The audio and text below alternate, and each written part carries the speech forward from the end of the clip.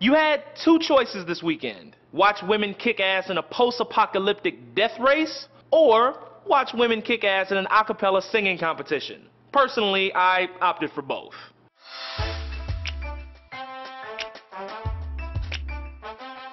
Guys, there's going to be some haters out there. They're going to look at us, Team USA, and be like, why is the most talented one Australian? Pitch Perfect 2 takes the #1 spot this weekend, bringing in an estimated $70 million, while also kicking the Avengers off its box office perch. Analysts predicted Anna Kendrick and company would have a $40 million bow in its opening weekend, but instead the ladies had a Aca-awesome $70 million debut. Sorry about that, I couldn't resist. This open is especially impressive considering the movie's budget. The sequel cost only $40 million to produce, so a $70 million weekend is a roaring success. And it's another win for Universal Pictures, who has had one hell of a 2015. Enlighten me then. Universal Pictures broke box office records early in the year with your mom's favorite erotic novel turned major motion picture. Then just 2 months later, Universal Pictures releases what would become its first billion-dollar film in Furious 7. And if that's not enough box office punch for you, Jurassic World hits theaters in a month. Now we move to #2 at this weekend's box office.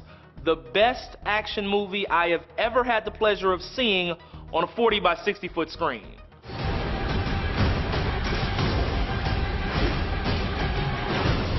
I want them back! They're my property! Mad Max Fury Road takes second place this week, bringing in an estimated $44 million and proving once and for all critics can have fun at the movies. With a 98% Rotten Tomatoes score, Mad Max Fury Road has managed to punch all the right buttons for critics while also having about as much dialogue as you can fit on a post-it note. Despite the vague character arc and sheer lack of explanation for much of anything, critics loved George Miller's high-octane, no-holds-barred thrill ride.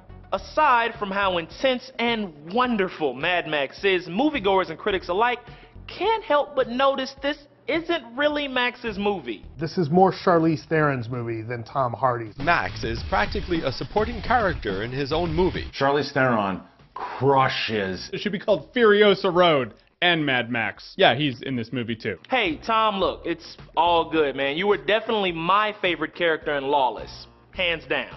Moving on. We can tear them apart. From the inside.